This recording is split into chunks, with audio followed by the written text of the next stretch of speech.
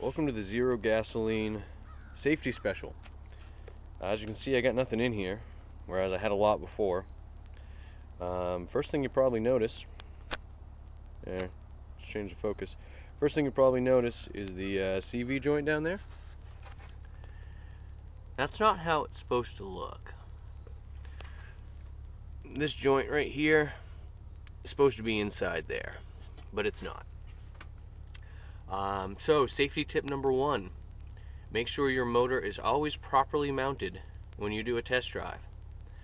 I got a little anxious, project was getting too close to being roadworthy, and I tried to do a test drive with full motor voltage, 72 volts, without a proper motor mount.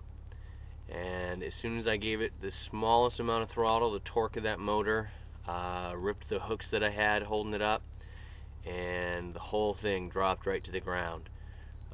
Hence busted my CV joint there. So my over anxiousness cost me another 60 bucks for CV joint and at least a week's worth of time. So could have been worse. Lesson learned, I suppose. So keep an eye on that. Like I said, safety tip number one, don't get over anxious. Make sure you have proper mounts in. Sounds elementary, but we all make mistakes. And safety tip number two, I don't know how well you can see these terminal ends with a light here, but that's a terminal end, and it's supposed to look a little more like that, but it doesn't. It looks like that. So safety tip number two, don't cross terminals.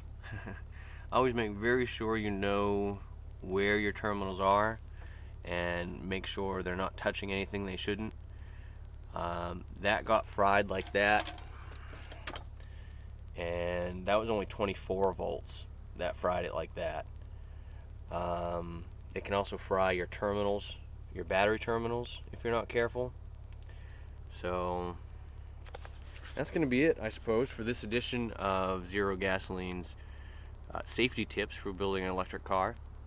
Hopefully I don't have to make any more, and this will be the last one.